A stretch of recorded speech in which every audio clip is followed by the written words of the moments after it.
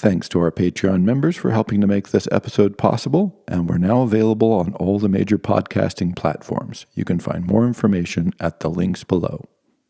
Good evening, ladies and gentlemen, and welcome to an addendum to my America as Seen from France. So I posted that on Patreon, and I received some interesting comments and some comments from other people, and it resonated with something that I've heard from French people when I talk about American consumerism. And French people here have said, oh yeah, we've got the same problem here in France, and more consumption, more orientation towards consumption.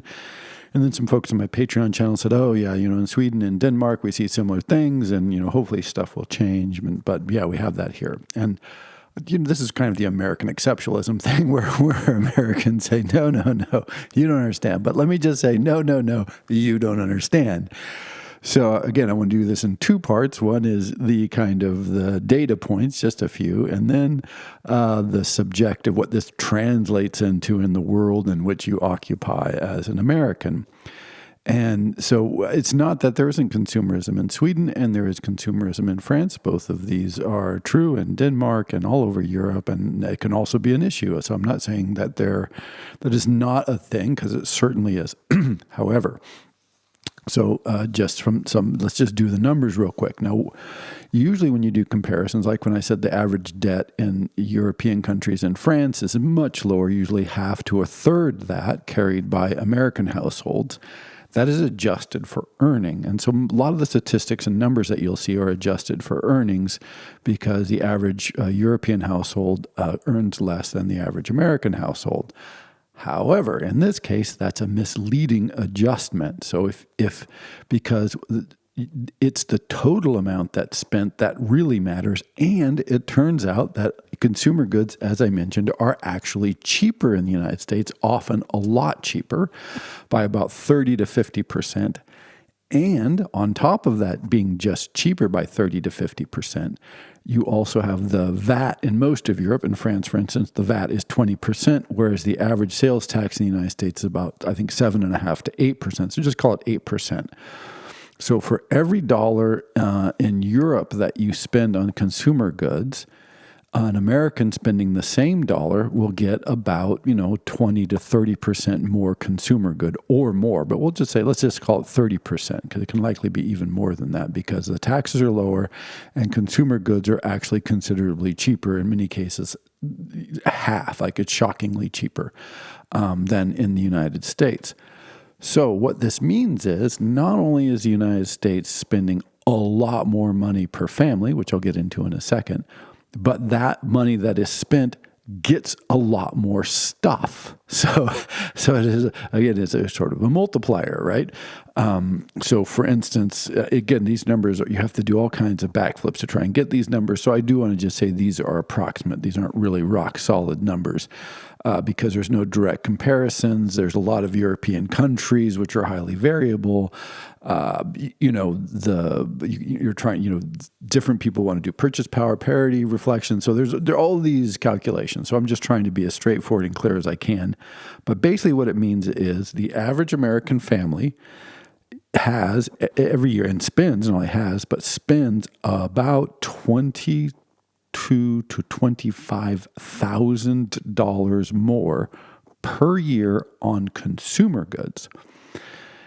And this is, so just think about that. That's a year. So $22,000 to $25,000 more per year on consumer goods. So this is a shocking number. And again, that if you adjust for the cost difference and the lower taxes, this is really looking a lot like a $25,000 to $30,000 more per year per family on average on consumer goods. This is deducting rent and taxes and everything else out of the equation. So this is what you have left over to spend on whatever the stuff is you want to buy. So one, this is a lot of money, right? That is just a wall of cash per family. So, wow. So if you're thinking about something like this, this is works out to be, $2,000 to $3,000 a month, basically, that the average American family has more to spend just on consumer junk, and they are. I mean, not only is it there, it's not going to savings, it's not going to anything else, it's going to junk. This is the stuff that is actually being spent on consumption. So, again, that just when I actually end up doing that math, I'm just like, wow, that is a stunning amount of stuff. What the hell can you spend that much money on? Now, there is, again, so Americans will buy bigger and more expensive TVs. Now, the Europeans will buy a TV. This is not that there aren't TVs in Europe and there aren't, big TVs in Europe, but they tend to be, on average, very much smaller and very much less expensive than these things the Americans buy, even though the equivalent TV in Europe will be more expensive. So Americans are just, supersizing this. So one is just a lot more cash. Two, there is the ready access to credit. And when I was in the United States, it'd be a rare week, and anybody in the United States will tell you this. So it'd be a rare week that if you don't receive an offer for a credit card in the mail. Like, just sign here, or just click on this link, or just use this code, or scan this QR code, and we'll open an account for you, and you'll have, $15,000, $20,000, $30,000 of credit ready to go. And if you spend $10,000 in the first week, we'll give you, bonus trip miles, or the offers are endless. And you could, easily, no problem. And I was never, I was university guy, right? Like, so it's not like I have a great job making a lot of money. Not a great job. Strike that. I loved my job, but I wasn't making any money at it, and so I'm just vaguely employed person, and I'm getting all of these offers. So if I had just taken all the offers that I got in a month and just max them out as fast as I could blow, could have spent $100,000, no problem, easy in a month, just taking these offers and running with it. Eventually your credit score will catch up and things will go south. But until then, hey, the party's on. So there is also this just relentless opportunity to spend. Every store you go into is say, hey, open your account with our credit card and we'll give you, $100 free today if you spend $1,000, or, all the offers that every American will tell you, oh yeah, those are just like air. They're everywhere all the time. So you're constantly being encouraged to spend. You're constantly being offered credit to spend. And the result of all of this is, you spend a hell of a lot more money. Again, like $25,000 to $30,000 more a year just on stuff. So those are some of the just crazy numbers. What does this equate to in life?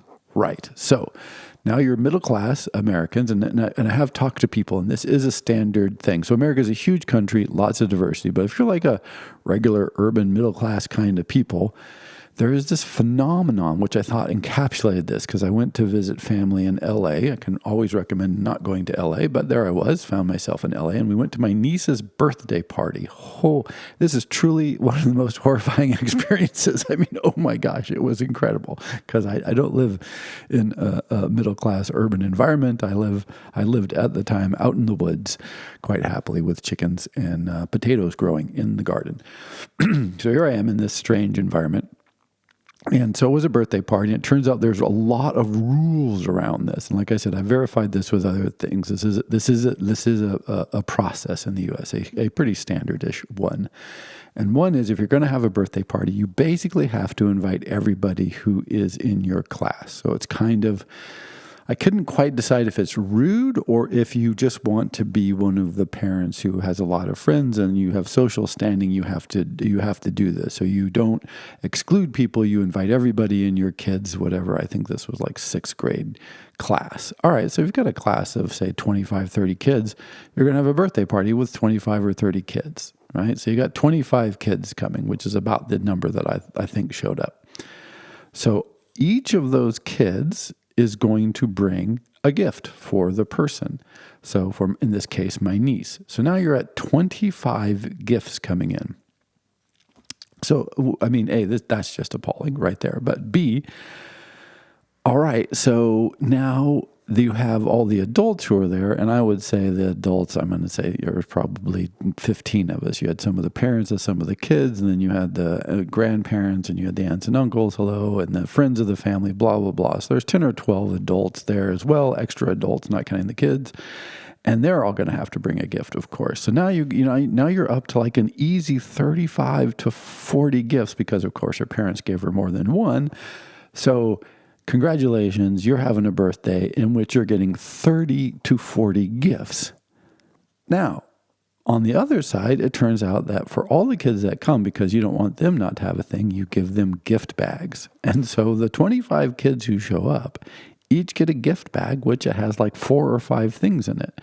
So they're getting, well, one gift bag, but it's filled with like 4 or 5 things. So, you're pointing it the other direction, and they're getting a bunch of crap. And so here we are in this environment where in one afternoon,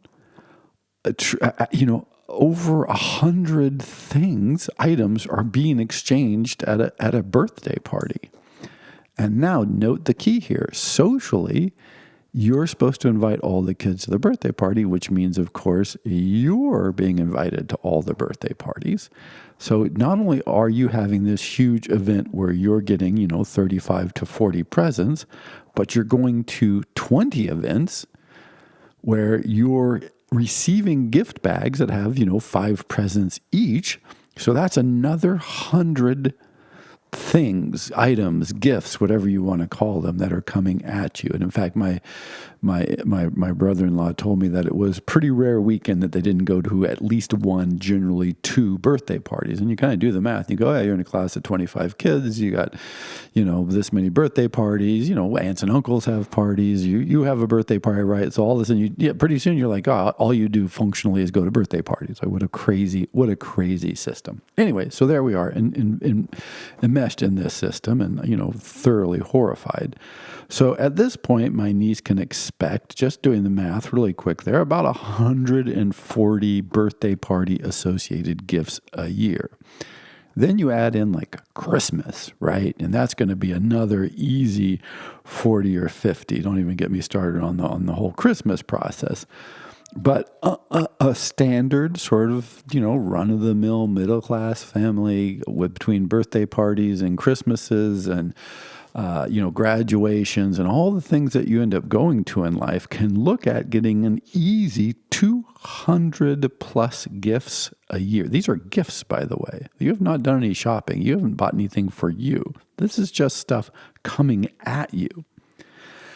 Now, the thing is, you do the math on this and you go, wow, that is a lot of gifts, which it is. It is a lot of gifts because you're buying birthday gifts for 20 kids plus your kids plus all the other Christmas and all that stuff. So you're both buying a lot of gifts and you're getting this huge influx of gifts.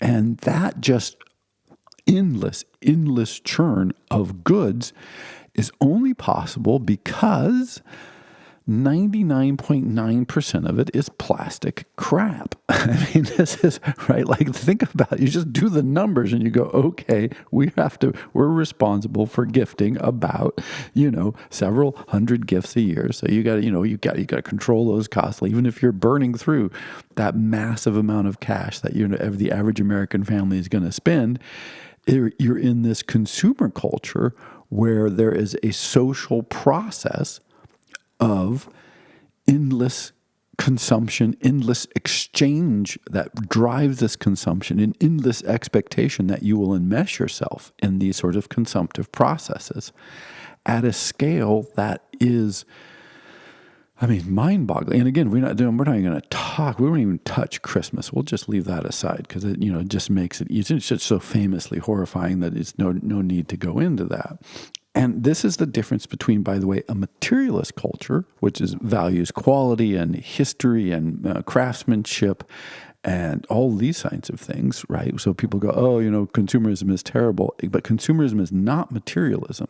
Loving material goods is a long human tradition, and we live in a material world. We build it. There's nothing wrong with materiality. But where the line is, who knows? But it quickly becomes consumerism when it is this sort of process where clearly you're buying, when you're giving gift bags to 20 kids, it has nothing to do with the kids, right? This is a random selection of crap to fill social, it's just a sacrificial offering to the gods of social status, right? It's because it had nothing to do with the kids, because you could buy 20 fertilized gifts. No, you're not doing that. And, athletes who go to awards things, they get gift bags. Actually, the whole notion of this constant just raining of material goods on people for no reason to drive consumerism. And this, it accumulates. So then you go, okay, oh my God, like we're consuming all this stuff. And so where you see this, you can see the two outcomes of this, and then I'll leave because I think everybody's getting the idea, is one is the amount of money Americans spend on storage is amazing. So our houses are big, nobody lives in them, and we spend a fortune on storage because you have all this crap and there's no good way to get rid of it. We're a society of intake, not a society of outflow. And so people end up accumulating material objects just endlessly. It just fills the spaces. It fills the corners. It fills the garages. If you're looking the garages of average suburban neighborhoods, you walk around in them as I have done in the past. I mean, some of these, most of them are just so packed you can't put a car in there. And if you can put a car in there, they just barely fit. That's how much stuff. They're filling like 2-car garages that you can't put a car in. I mean, think about that. It's like just the sheer square footage. And then the off-site storage, where people rent storage space to store the stuff that they can't fit into their houses, even though we have fewer people living in larger houses than ever in history in the United States. We still can't fit all our stuff in there. So they're spending fortunes renting billions of square feet of, and I mean literally billions of square feet of storage space. And that just, I mean, wow, think about that. How much stuff is coming in. And because it's about consumerism, you're storing it, but you can't use it. It's off-site. Like, what is in those storage containers? Right? That people forget. People don't even know. They don't know what's in there. They've forgotten about it. But again, we don't have a good culture for getting rid of things. We only have it for purchasing, consuming, having it. This is what the culture reinforces. And then finally, one of the things that what they're finding is, particularly with the boomers dying off, is there's this big transfer of stuff and nobody wants it. Like Goodwills have stopped sometimes periodically, won't take anything. They're just like, look, we've got too much stuff. So you can't donate it. You can't get rid of it.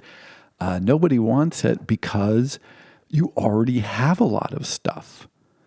And so people write articles and have all these like, oh, my parents died and I thought we would go through their stuff and then, give it away and donate it and sell some of it. And there's like, we just can't get rid of it. Like we don't want to just take it to the dump. You feel vaguely guilty about doing that. And so you just find yourself inundated with actually like worthless stuff, like stuff that people thought, oh, that's nice, this is nice. It's not that it was terrible or anything, but it turns out that in some, nobody wants it because we're already overwhelmed with stuff. And so this is just a quick, maybe a rant. Is that a rant? Does it qualify as a rant? I'm not sure, but a quick way of saying that yes, consumerism exists in Europe. Yes, consumerism exists in many countries. However, at least my experience in Europe compared to the United States, there's no correlation. Like, again, just think $25,000 to $30,000 more per year per family that is being spent, almost unlimited access to credit, and that money is being put into this cultural cycle in which conspicuous consumption is part of these social networking and evaluations and gift-giving culture, and all of that just reinforces churn. That's what we care about. It is the consuming, the purchasing, the act of purchasing and doing. That's what matters, not the thing itself. It's not materialism. It really, really isn't.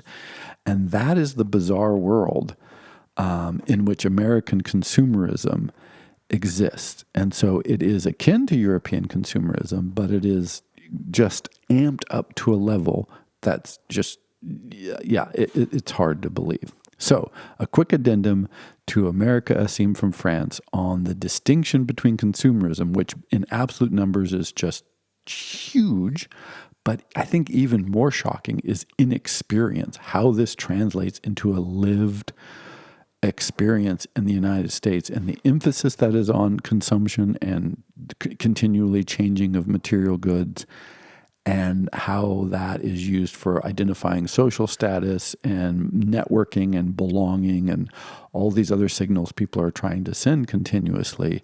And we do it with stuff, generally cheap cheap, unfortunately ephemeral nonsense stuff, and there it is. So, thank you very much.